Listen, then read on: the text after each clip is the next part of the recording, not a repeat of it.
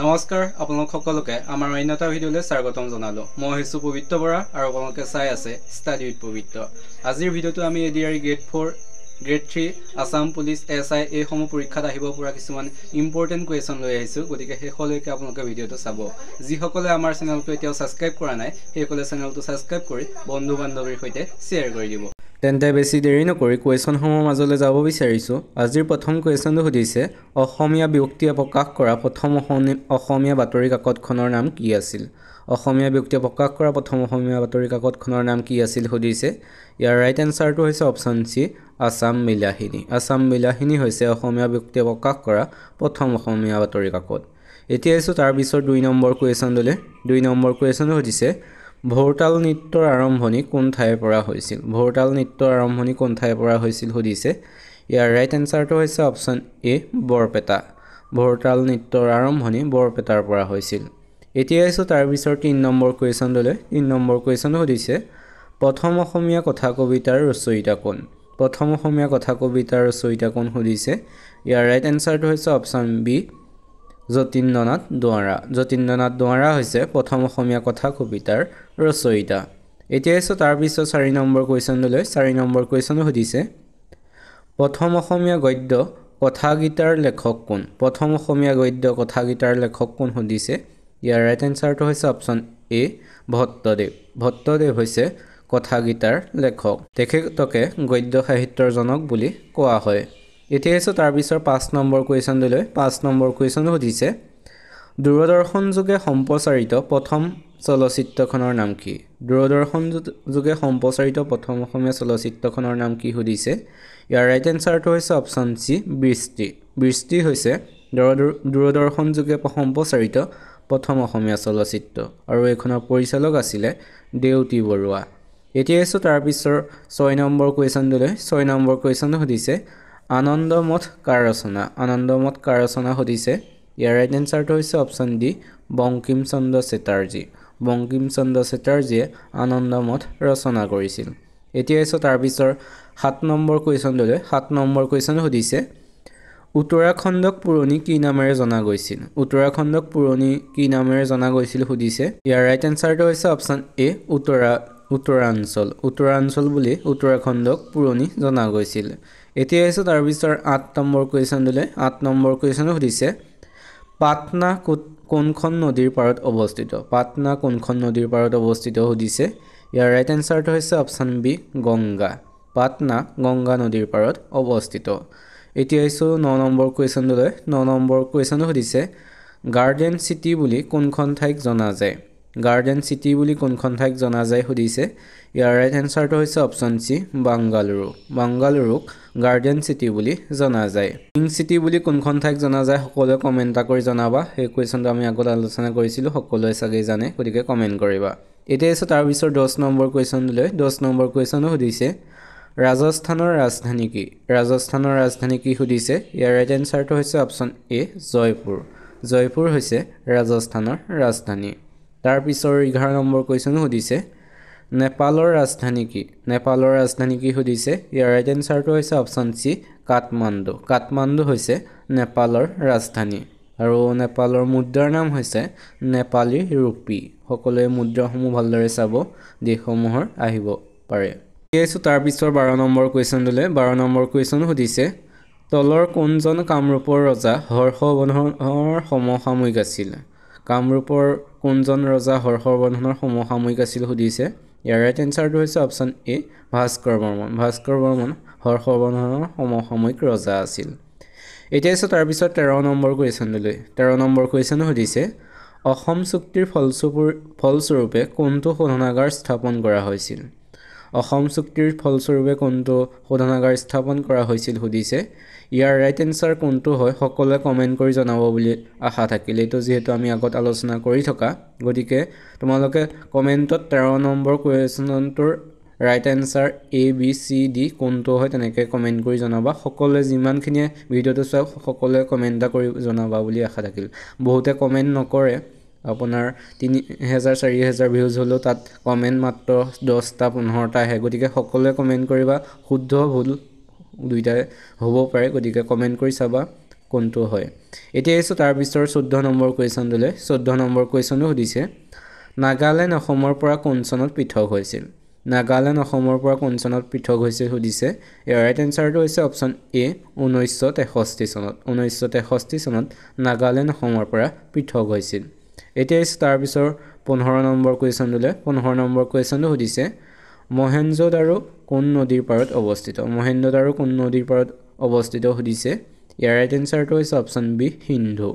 মহেঞ্জোদাৰো সিন্ধু নদীৰ পাৰত অৱস্থিত এসো তাৰ পিছৰ 16 নম্বৰ কোৱেশ্চনটোলে 16 নম্বৰ কোৱেশ্চনটো সুধিছে কোনখন বেদ আটাইতকৈ পুৰণি বেদ কোনখন সুধিছে ইয়াৰ ৰাইট এনসাৰটো হৈছে অপচন বি ঋগবেদ হৈছে আটাইতকৈ পুৰণি বেদ এতিয়া এসো তাৰ পিছৰ কোৱেশ্চনটোলে তাৰ পিছৰ 17 নম্বৰ কোৱেশ্চনটো সুধিছে আলেকজেণ্ডাৰে কেতিয়া ভাৰত আক্ৰমণ কৰিছিল সুধিছে ইয়াৰ ৰাইট এনসাৰটো হৈছে অপচন ডি 326 খ্ৰীষ্টপূৰ্বত 326 খ্ৰীষ্টপূৰ্বত আলেকজেণ্ডাৰে ভাৰত আক্ৰমণ কৰিছিল এতিয়া এসো তাৰ পিছৰ 18 নম্বৰ কোৱেশ্চনটোলে 18 নম্বৰ কোৱেশ্চন সুধিছে মহাত্মা গান্ধীয়ে সত্যাগ্ৰহৰ পন্থা পোন প্ৰথমে ক'ত অৱলম্বন কৰিছিল মহাত্মা গান্ধীয়ে সত্যাগ্ৰহৰ পন্থা পোন প্ৰথমে ক'ত অৱলম্বন কৰিছিল সুধিছে ইয়াৰ ৰাইট এনসাৰটো হৈছে অপচন বি দক্ষিণ আফ্ৰিকাত মহাত্মা গান্ধীয়ে প্ৰথম সত্যাগ্ৰহৰ পন্থাটো অৱলম্বন কৰিছিল এতিয়া এসো তাৰ পিছৰ 19 নম্বৰ কোৱেশ্চনটোলে 19 নম্বৰ কোৱেশ্চন সুধিছে অৰ্জুন বঁটা লাভ কৰা প্ৰথম অসমীয়া কোন সুধিছে ইয়াৰ ৰাইট এনসাৰটো হৈছে অপচন এ ভোগেশ্বৰ বৰুৱা হৈছে অৰ্জুন বঁটা লাভ কৰা প্ৰথমজন অসমীয়া এতিয়া এসো তাৰ পিছৰ আজি 20 নম্বৰ কোৱেশ্চনটোলে 20 নম্বৰ কোৱেশ্চনটো সুধিছে নিম্নলিখিত কোনটো দহন প্ৰক্ৰিয়াৰ বাবে তলৰ কোনটো অপৰিহাৰ্য সুধিছে ইয়াৰ ৰাইট এনসাৰটো হৈছে অপচন বি অক্সিজেন দহন প্ৰক্ৰিয়াৰ বাবে অপৰিহাৰ্য তোমালোকে আজিৰ ভিডিওটো চাই কেনেকুৱা পাইছা সকলোৱে কমেন্ট কৰি জনাবা যদি ভাল পাইছা তেনেহলে চেনেলটো সাবস্ক্ৰাইব কৰি ভিডিওটো এটা লাইক কৰি বন্ধু বান্ধৱীৰ সৈতে শ্বেয়াৰ কৰি দিবা এতিয়া এসো তাৰ পিছৰ 21 নম্বৰ কোৱেশ্চনটোলে 21 নম্বৰ কোৱেশ্চন সুধিছে শিখসকলৰ স্বৰ্ণ মন্দিৰ ক'ত অৱস্থিত সুধিছে ইয়াৰ ৰাইট এনসাৰটো হৈছে অপচন সি অমৃতসৰক শিখসকলৰ স্বৰ্ণ মন্দিৰ অৱস্থিত এতিয়া এসো তাৰ পিছৰ কোৱেশ্চনটোলে তাৰ পিছৰ 22 নম্বৰ কোৱেশ্চন সুধিছে পৃথিৱীৰ আটাইতকৈ জনবহুল দেশ কোনখন সুধিছে ইয়াৰ ৰাইট এনসাৰটো হৈছে অপচন ডি ভাৰত হৈছে পৃথিৱীৰ আটাইতকৈ জনবহুল দেশ এতিয়া এসো 23 নম্বৰ কোৱেশ্চনটোলে 23 নম্বৰ কোৱেশ্চন সুধিছে কলেৰা বেমাৰ কিহৰ পৰা হয় সুধিছে ইয়াৰ অপচনৰ শুদ্ধটো হৈছে অপচন এ বেক্টেৰিয়াৰ পৰা কলেৰা বেমাৰ হয় এতিয়া এসো তাৰ পিছৰ 24 নম্বৰ কোৱেশ্চনটোলে 24 নম্বৰ কোৱেশ্চন সুধিছে প্ৰথম মোৱামৰীয়া বিদ্ৰোহৰ সময়ত আহোম ৰজাজনৰ নাম কি মোৱামৰীয়া বিদ্ৰোহৰ সময়ত আহোমৰ ৰজা কোন আছিল সুধিছে ইয়াৰ ৰাইট এনসাৰটো হৈছে অপচন বি লক্ষ্মীসিংহ মোৱামৰীয়া বিদ্ৰোহৰ সময়ত আহোমৰ ৰজা আছিল লক্ষ্মীসিংহ এতিয়া এসো 25 নম্বৰ কোৱেশ্চনটোলে 25 নম্বৰ কোৱেশ্চনটো সুধিছে অসমৰ কোনখন জিলাত বৰ্তমান জনসংখ্যা আটাইতকৈ কম সুধিছে ইয়াৰ ৰাইট এনসাৰটো হৈছে অপচন সি ডিমা হাছাও জিলাত জনসংখ্যা আটাইতকৈ কম এতিয়া এসো তাৰ পিছৰ 26 নম্বৰ কোৱেশ্চনটোলে 26 নম্বৰ কোৱেশ্চন সুধিছে কুশল কোঁৱৰক কিমান চনত ফাঁচি দিয়া হৈছিল সুধিছে ইয়াৰ ৰাইট এনসাৰটো হৈছে অপচন সি 1943 চনত কুশল কোঁৱৰক ফাঁচি দিয়া হৈছিল এতিয়া এসো তাৰ পিছৰ 27 নম্বৰ কোৱেশ্চনটোলে 27 নম্বৰ কোৱেশ্চন সুধিছে কালিৰাম মেধি কিমান চনত অসম সাহিত্য সভাৰ সভাপতি হৈছিল সুধিছে ইয়াৰ ৰাইট এনসাৰটো হৈছে অপচন বি 1919 চনত কালিৰাম মেধি অসম সাহিত্য সভাৰ সভাপতি হৈছিল এতিয়া এসো তাৰ পিছৰ কোৱেশ্চনটোলে তাৰ পিছৰ 28 নম্বৰ কোৱেশ্চনটো সুধিছে মোৰ যে কিমান হেঁপাহ পুথিখনৰ বাবে কোনে সাহিত্য একাডেমী বঁটা লাভ কৰিছিল সুধিছে ইয়াৰ ৰাইট এনসাৰটো হ'ব অপচনৰ এ টো কেশৱ মহন্তদেৱে মোৰ যে কিমান হেঁপাহ পুথিখনৰ বাবে সাহিত্য একাডেমী বঁটা লাভ কৰিছিল 1993 চনত তেখেতে সাহিত্য একাডেমী বঁটা লাভ কৰিছিল এতিয়া এসো তাৰ পিছৰ 29 নম্বৰ কোৱেশ্চনটোলে 29 নম্বৰ কোৱেশ্চন সুধিছে অসম আন্দোলনৰ প্ৰথম শ্বহীদ কোন সুধিছে ইয়াৰ ৰাইট এনসাৰটো হৈছে অপচন সি খৰ্গেশ্বৰ তালুকদাৰ হৈছে অসম আন্দোলনৰ প্ৰথম শ্বহীদ এতিয়া এসো 30 নম্বৰ কোৱেশ্চনটোলে 30 নম্বৰ কোৱেশ্চন সুধিছে বিন বৰাগী কবিতা পুথিখন কাৰ ৰচনা বিন বৰাগী কবিতা পুথিখন কাৰ ৰচনা সুধিছে ইয়াৰ ৰাইট এনসাৰটো হৈছে অপচন বি চন্দ্ৰকুমাৰ আগৰৱালা চন্দ্ৰকুমাৰ আগৰৱালাই বিন বৰাগী কবিতা পুথিখন ৰচনা কৰিছিল এতিয়া আছে তাৰ পিছত 31 নম্বৰ কোৱেশ্চন ললে 31 নম্বৰ কোৱেশ্চন সুধিছে আৰ্জেণ্টিনাৰ মুদ্ৰাৰ নাম কি আৰ্জেণ্টিনাৰ মুদ্ৰাৰ নাম কি সুধিছে ইয়াৰ ৰাইট এনসাৰটো হৈছে অপচন এ পেসো পেসো হৈছে আৰ্জেণ্টিনাৰ মুদ্ৰাৰ নাম এতিয়া আছে তাৰ পিছত 32 নম্বৰ কোৱেশ্চন ললে 32 নম্বৰ কোৱেশ্চন হৈছে বাংলাদেশৰ মুদ্ৰাৰ নাম কি মুদ্ৰাৰ ওপৰত যেহেতু কোৱেশ্চন আহে গতিকে মুদ্ৰাৰ ওপৰত কোৱেশ্চনটো বৰ ভালদৰে চাব বাংলাদেশৰ মুদ্ৰাৰ নাম কি সুধিছে ইয়াৰ ৰাইট এনসাৰটো হৈছে অপচন ডি টাকা টাকা হৈছে বাংলাদেশৰ মুদ্ৰাৰ নাম এতিয়া আছে তাৰ পিছত 33 নম্বৰ কোৱেশ্চনটো 33 নম্বৰ কোৱেশ্চন সুধিছে ৰাছিয়াৰ মুদ্ৰাৰ নাম কি ৰাছিয়াৰ মুদ্ৰাৰ নাম কি সুধিছে ইয়াৰ ৰাইট এনসাৰটো হৈছে অপচন বি ৰুবুল ৰুবুল হৈছে ৰাছিয়াৰ মুদ্ৰাৰ নাম এতিয়া আছে তাৰ পিছত 34 নম্বৰ কোৱেশ্চনলৈ 34 নম্বৰ কোৱেশ্চন সুধিছে পৃথিৱীৰ ক্ষুদ্ৰতম মহাদেশখনৰ নাম কি পৃথিৱীৰ ক্ষুদ্ৰতম মহাদেশখনৰ নাম কি সুধিছে ইয়াৰ ৰাইট এনসাৰটো হৈছে অপচন এ অষ্ট্ৰেলিয়া অষ্ট্ৰেলিয়া হৈছে পৃথিৱীৰ ক্ষুদ্ৰতম মহাদেশ এতিয়া আছে আজিৰ 35 নম্বৰ কোৱেশ্চনলৈ 35 নম্বৰ কোৱেশ্চন সুধিছে পৃথিৱীৰ বৃহত্তম মহাদেশখনৰ নাম কি পৃথিৱীৰ বৃহত্তম মহাদেশখনৰ নাম কি সুধিছে ইয়াৰ ৰাইট এনসাৰটো হৈছে অপচন সি এছিয়া মহাদেশ এছিয়া মহাদেশ হৈছে পৃথিৱীৰ বৃহত্তম মহাদেশ এতিয়া আছে 36 নম্বৰ কোৱেশ্চন দিলে 36 নম্বৰ কোৱেশ্চন সুধিছে ভাৰতৰ বৃহত্তম বদ্বীপটোৰ নাম কি ভাৰতৰ বৃহত্তম বদ্বীপটোৰ নাম কি সুধিছে ইয়াৰ ৰাইট এনসাৰটো হৈছে অপচন এ সুন্দৰবন সুন্দৰবন হৈছে ভাৰতৰ বৃহত্তম বদ্বীপ এতিয়া আছে তাৰ পিছত 37 নম্বৰ কোৱেশ্চন দিলে 37 নম্বৰ কোৱেশ্চন সুধিছে স্বাধীন ভাৰতৰ প্ৰথম গভৰ্ণৰ জেনেৰেল কোন আছিল স্বাধীন ভাৰতৰ প্ৰথম গভৰ্ণৰ জেনেৰেল কোন সুধিছে ইয়াৰ ৰাইট এনসাৰটো হৈছে option B Lord Mountbatten Lord Mountbatten হৈছে স্বাধীন ভাৰতৰ প্ৰথম গভৰ্ণৰ জেনেৰেল এতিয়া আছে তাৰ পিছত 38 নম্বৰ কোৱেশ্চন দিলে 38 নম্বৰ কোৱেশ্চন সুধিছে নোবেল বঁটা বিজয়ী প্ৰথম ভাৰতীয় কোন আছিল নোবেল বঁটা বিজয়ী প্ৰথম ভাৰতীয় কোন আছিল সুধিছে ইয়াৰ ৰাইট এনসাৰটো হৈছে অপচন এ ৰবীন্দ্ৰনাথ ঠাকুৰ হৈছে নোবেল বঁটা বিজয়ী প্ৰথম ভাৰতীয় এতিয়া আছে তাৰ পিছত 39 নম্বৰ কোৱেশ্চন দিলে 39 নম্বৰ কোৱেশ্চন সুধিছে ভাৰতীয় জাতীয় কংগ্ৰেছৰ প্ৰথম সভাপতি কোন আছিল ভাৰতীয় জাতীয় কংগ্ৰেছৰ প্ৰথম সভাপতি কোন আছিল সুধিছে ইয়াৰ ৰাইট এনসাৰটো হৈছে অপচন ডি উমেশ চন্দ্ৰ বেনাৰ্জী আছিল ভাৰতীয় জাতীয় কংগ্ৰেছৰ প্ৰথম সভাপতি এতিয়া আছে 40 নম্বৰ কোৱেশ্চন দিলে 40 নম্বৰ কোৱেশ্চন সুধিছে প্ৰথম ভাৰতীয় মহিলা মহাকাশচাৰী কোন আছিল প্ৰথম ভাৰতীয় মহিলা মহাকাশচাৰী কোন আছিল সুধিছে ইয়াৰ ৰাইট এনসাৰটো হৈছে অপচন বি কল্পনা চাওলা আছিল প্ৰথম ভাৰতীয় মহিলা মহাকাশচাৰী এইকেইটাই আছিল আজিৰ কোৱেশ্চন এই 40টা কোৱেশ্চনৰ ভিতৰত তোমালোকে কিমানটা শুদ্ধ কৰিলা সকলোৱে কমেন্ট কৰি জনাবা যিসকলে আমাৰ চেনেলটো এতিয়াও সাবস্ক্ৰাইব কৰা নাই সেইসকলে চেনেলটো সাবস্ক্ৰাইব কৰি ভিডিঅ'টো এটা লাইক কৰি বন্ধু বান্ধৱীৰ সৈতে শ্বেয়াৰ কৰিবা এতিয়া আমি আগৰ ভিডিঅ'ত কোৱেশ্চনসমূহ চাওঁ যিসকলে চোৱা নাই আগৰ ভিডিঅ'টো বহুতে চোৱা নাই গতিকে সেইসকলে চাই ল'ব ডিস্কভাৰী অফ আসাম নামৰ গ্ৰন্থখন কোনে লিখিছিল ডিস্কভাৰী অফ আসাম নামৰ গ্ৰন্থখন কোনে লিখিছিল সুধিছে ইয়াৰ ৰাইট এনসাৰ কোনটো হয় অপচনৰ সকলোৱে কমেন্ট কৰি জনাবা বুলি আশা থাকিল এতিয়া আছে তাৰ পিছত 2 নম্বৰ কোৱেশ্চন দিলে 2 নম্বৰ কোৱেশ্চন সুধিছে কলাগুৰু বিষ্ণুপ্ৰসাদ ৰাভা কোন বছৰত দেহাৱসান ঘটে কলাগুৰু বিষ্ণুপ্ৰসাদ ৰাভাৰ কোন বছৰত দেহাৱসান ঘটে সুধিছে ইয়াৰ ৰাইট এনসাৰটো হৈছে অপচন এ 1969 চনত 1969 চনত কলাগুৰু বিষ্ণুপ্ৰসাদ ৰাভাৰ দেহাৱসান ঘটে এতিয়া আছে তাৰ পিছত 3 নম্বৰ কোৱেশ্চন দিলে 3 নম্বৰ কোৱেশ্চন সুধিছে লাই হাৰাওৱা কোন ৰাজ্যৰ পৰম্পৰাগত নৃত্য লাই হাৰাওৱা কোন ৰাজ্যৰ পৰম্পৰাগত নৃত্য সুধিছে ইয়াৰ ৰাইট এনসাৰটো হৈছে অপচন সি মণিপুৰৰ লোকসকলে লাই হাৰাওৱা নৃত্যটো তেখেতসকলৰ পৰম্পৰাগত নৃত্য এতিয়া আছে তাৰ পিছত 4 নম্বৰ কোৱেশ্চন দিলে 4 নম্বৰ কোৱেশ্চন সুধিছে অসমৰ ৰাজধানী দিছপুৰত কোন চনত স্থাপন কৰা হৈছিল অসমৰ ৰাজধানী দিছপুৰত কোন চনত স্থাপন কৰা হৈছিল সুধিছে ইয়াৰ ৰাইট এনসাৰটো হৈছে অপচন ডি 1973 চনত অসমৰ ৰাজধানী দিছপুৰত স্থাপন কৰা হৈছিল এতিয়া আছে তাৰ পিছত 5 নম্বৰ কোৱেশ্চন দিলে 5 নম্বৰ কোৱেশ্চন সুধিছে কাৰ পৰামৰ্শত ৰাষ্ট্ৰপতি এখন ৰাজ্যৰ ৰাজ্যপাল নিযুক্তি দিয়ে কাৰ পৰামৰ্শত ৰাষ্ট্ৰপতি এখন ৰাজ্যৰ ৰাজ্যপালক নিযুক্তি দিয়ে সুধিছে ইয়াৰ ৰাইট এনসাৰটো হৈছে অপচন বি প্ৰধানমন্ত্ৰীৰ পৰামৰ্শত ৰাষ্ট্ৰপতি এখন ৰাজ্যৰ ৰাজ্যপালক নিযুক্তি দিয়ে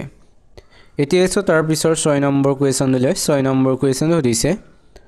সংবিধানৰ প্ৰস্তাৱনা কোনে প্ৰস্তুত কৰিছিল সংবিধানৰ প্ৰস্তাৱনা কোনে প্ৰস্তুত কৰিছিল সুধিছে ইয়াৰ ৰাইট এনসাৰটো হৈছে অপচন এ জৱাহৰলাল নেহৰুৱে সংবিধানৰ প্ৰস্তাৱনা প্ৰস্তুত কৰিছিল এতিয়া এছো তাৰ পিছৰ 7 নম্বৰ কুৱেশ্যনলৈ 7 নম্বৰ কুৱেশ্যন সুধিছে বিদ্ৰোহী কবি বুলি কোনজন সাহিত্যিকক জনা যায় বিদ্ৰোহী কবি বুলি কোনজন সাহিত্যিকক জনা যায় সুধিছে ইয়াৰ ৰাইট এনসাৰটো হৈছে অপচন সি প্ৰসন্নলাল চৌধুৰীক বিদ্ৰোহী কবি বুলি জনা যায় তাৰ পিছৰ কুৱেশ্যন সুধিছে সুগন্ধি পকিলাৰ কবি বুলি কোনজন কবিক জনা যায় সুগন্ধি পকিলাৰ কবি বুলি কোনজন কবিক জনা যায় সুধিছে ইয়াৰ ৰাইট এনসাৰটো হৈছে অপচন এ হীৰেন ভট্টাচাৰ্যক সুগন্ধি পকিলাৰ কবি বুলি জনা যায় তেছো তাৰ পিছৰ 9 নম্বৰ কুৱেশ্যনলৈ 9 নম্বৰ কুৱেশ্যন সুধিছে তলত দিয়া কোনবিধত ভিটামিন এ পোৱা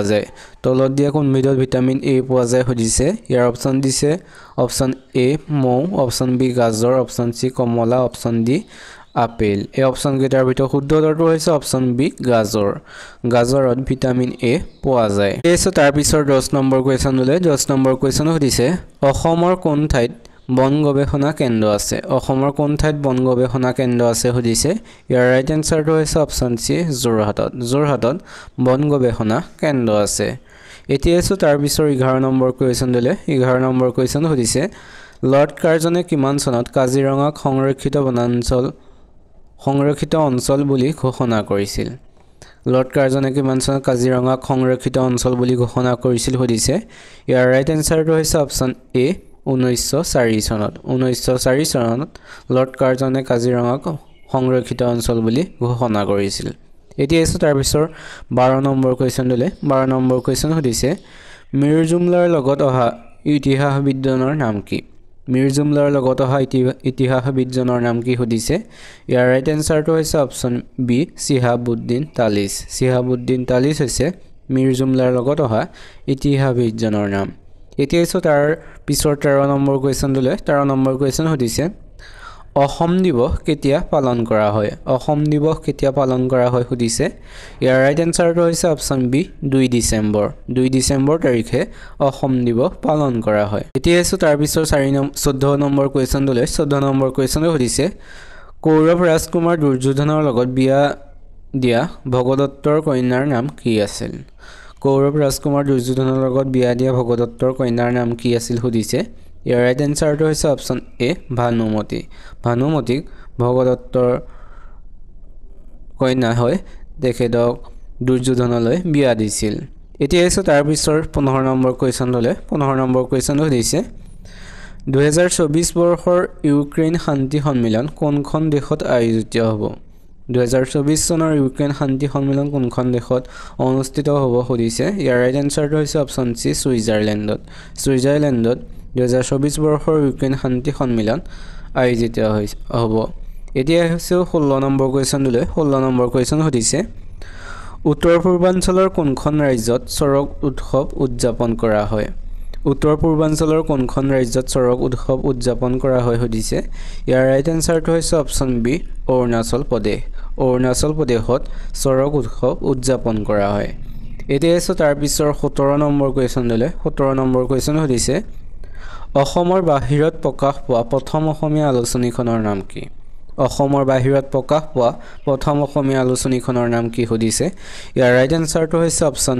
বি জোনাকী হৈছে অসমৰ বাহিৰত প্ৰকাশ পোৱা প্ৰথম অসমীয়া আলোচনী আৰু এই আলোচনীখনৰ প্ৰথম সম্পাদক আছিল চন্দ্ৰকুমাৰ আগৰৱালা এতিয়া 18 নম্বৰ কুৱেশ্যনলৈ 18 নম্বৰ কুৱেশ্যন সুধিছে অন্তৰীপ গ্ৰন্থখনৰ গ্ৰন্থকাৰ কোন সুধিছে ইয়াৰ ৰাইট এনসাৰটো হৈছে অপচন এ ভৱেন্দ্ৰনাথ শইকীয়াই অন্তৰীপ গ্ৰন্থখন লিখিছিল তেজ তাৰ পিছৰ 19 নম্বৰ কুৱেশ্যনলৈ 19 নম্বৰ কুৱেশ্যন সুধিছে আপোন সুৰ গ্ৰন্থখনৰ গ্ৰন্থকাৰ কোন সুধিছে ইয়াৰ ৰাইট এনসাৰটো হৈছে অপচন বি যতীন্দ্ৰনাথ দুৱৰা হৈছে আপোন সুৰ নামৰ গ্ৰন্থখনৰ গ্ৰন্থকাৰ এতিয়া তাৰ পিছৰ 20 নম্বৰ কুৱেশ্যনলৈ 20 নম্বৰ কুৱেশ্যন সুধিছে অসমৰ বাহিৰৰ শিল্পীয়ে অভিনয় কৰা প্ৰথম অসমীয়া ছবি কোনখন সুধিছে ইয়াৰ ৰাইট এনসাৰটো হৈছে অপচন বি এৰাবাটৰ সুৰ এৰাবাটৰ সুৰ হৈছে অসমৰ বাহিৰৰ শিল্পী অভিনয় কৰা প্ৰথম অসমীয়া ছবি এতিয়া আছে তাৰ পিছৰ 21 নম্বৰ কোৱেশ্চন দিলে 21 নম্বৰ কোৱেশ্চন সুধিছে দিল্লী উচ্চ ন্যায়ালয় কোন চনত স্থাপন হৈছিল দিল্লী উচ্চ ন্যায়ালয় কোন চনত স্থাপন হৈছিল সুধিছে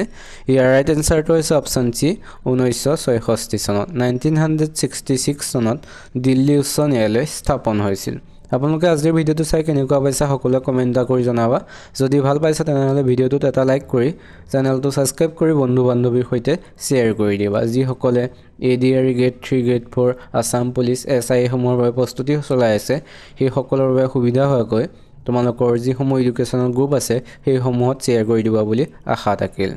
এতিয়া তাৰ পিছৰ 22 নম্বৰ কোৱেশ্চনটোলৈ 22 নম্বৰ কোৱেশ্চন সুধিছে মধ্যপ্ৰদেশৰ ৰাজধানী কি মধ্যপ্ৰদেশৰ ৰাজধানী কি সুধিছে ইয়াৰ ৰাইট এনসাৰটো হৈছে অপচন এ ভোপাল ভোপাল হৈছে মধ্যপ্ৰদেশৰ ৰাজধানীৰ ওপৰত কোৱেশ্চন যেটো অহা দেখা যায় সকলোৱে ভালদৰে চাবা এতিয়া তাৰ পিছৰ 23 নম্বৰ কোৱেশ্চন দিলে 23 নম্বৰটো আমি ৰাজধানীৰ ওপৰত আৰু এটা কোৱেশ্চন লৈ আহিছো গোৱাৰ ৰাজধানী কি সুধিছে ইয়াৰ ৰাইট এনসাৰটো হৈছে অপচন বি পানাজি হৈছে গোৱাৰ ৰাজধানী এতিয়া তাৰ পিছৰ 24 নম্বৰ কোৱেশ্চন দিলে 24 নম্বৰ কোৱেশ্চন সুধিছে সম্ৰাট অশোকে কি সাম্ৰাজ্যৰ বিখ্যাত ৰজা আছিল সম্ৰাট অশোক কি সাম্ৰাজ্যৰ বিখ্যাত ৰজা আছিল সুধিছে ইয়াৰ ৰাইট এনসাৰটো হৈছে অপচন এ মৌৰ্য সাম্ৰাজ্যৰ বিখ্যাত ৰজা আছিল অশোক এতিয়া তাৰ পিছৰ 25 নম্বৰ কোৱেশ্চন দিলে 25 নম্বৰ কোৱেশ্চন সুধিছে কোন চনত ভাৰতৰ জল প্ৰদূষণ প্ৰতিৰোধ আইন গৃহীত হৈছিল ভাৰতৰ জল প্ৰদূষণ প্ৰতিৰোধ আইন কোন চনত গৃহীত হৈছিল সুধিছে ইয়াৰ ৰাইট এনসাৰটো হৈছে অপচন সি 1974 চনত 1974 চনত ভাৰতৰ জল প্ৰতিৰোধ আইন গৃহীত হৈছিল এতিয়া তাৰ পিছৰ 26 নম্বৰ কোৱেশ্চন দিলে 26 নম্বৰ কোৱেশ্চন সুধিছে কোন বছৰত ৰামকৃষ্ণ মিছন প্ৰতিষ্ঠা হৈছিল সুধিছে ইয়াৰ ৰাইট এনসাৰটো হৈছে অপচন এ 1897 চনত ৰামকৃষ্ণ মিছন প্ৰতিষ্ঠা হৈছিল এতিয়া তাৰ পিছৰ 27 নম্বৰ কোৱেশ্চন দিলে 27 নম্বৰ কোৱেশ্চন সুধিছে অসমৰ কোনটো অংশত বৰষুণৰ পৰিমাণ অতি কম সুধিছে ইয়াৰ ৰাইট এনসাৰটো হৈছে অপচন বি লামডিঙত বৰষুণৰ পৰিমাণ অতি কম এতিয়া তাৰ পিছৰ 28 নম্বৰ কোৱেশ্চন দিলে 28 নম্বৰ কোৱেশ্চন সুধিছে মেকমোহন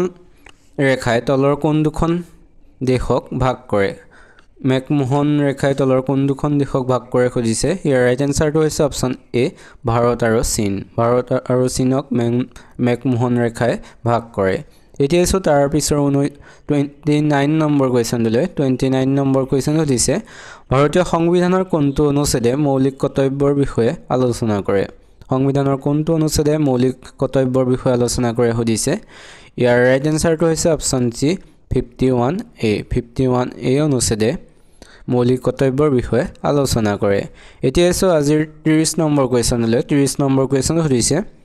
ভাৰতীয় সংবিধানৰ কোনটো অনুচ্ছেদত ৰাষ্ট্ৰপতিৰ শাসন বলবৎ কৰাৰ কথা উল্লেখ আছে সুধিছে ইয়াৰ ৰাইট এনসাৰটো হৈছে অপচন বি 356 অনুচ্ছেদত ৰাষ্ট্ৰপতিৰ শাসন বলবৎ কৰাৰ কথা উল্লেখ আছে এইকেইটা আছিল আজিৰ টপ 30 কোৱেশ্চন এই টপ 30 ভিতৰত তোমালোকে কিমানটা শুদ্ধ উত্তৰ কৰিলা সকলোৱে কমেন্ট কৰিবা যি সকলে আমাৰ চেনেলটো এতিয়াও সাবস্ক্ৰাইব কৰা নাই সেই সকলে চেনেলটো সাবস্ক্ৰাইব কৰি ভিডিওটো এটা লাইক কৰি দিবা আৰু দেখিবলৈ পাইছো যে দুজনমান ইউটিউবাৰ তেনেকৈ মোৰ ভিডিওসমূহ কোৱেশ্চনসমূহ স্ক্ৰীনশ্বট মাৰি থাম্বনেইল স্ক্ৰীনশ্বট মাৰি তেনেদৰে ভিডিওসমূহ বনাই পেলাই দিছে তেনেকুৱা নকৰিব বেয়া লাগে ইমান কষ্ট কৰি যেটো ভিডিওসমূহ কোৱেশ্চনসমূহ বাছি কৰি এডিট কৰি বনোৱা হয় তাৰ পিছত যদি তেনেকুৱা কৰা হয় তেতিয়া বেয়া লাগে গতিকে যি সকলে কৰিছে সেইসকলৰ অনুৰোধ জনাইছো আৰু যাতে তেনেদৰে ভিডিও নবনায় নিজে কষ্ট কৰি বনাওক কোৱেশ্চনসমূহ বাছক বেলেগৰ পৰা তেনেদৰে কপি নকৰিব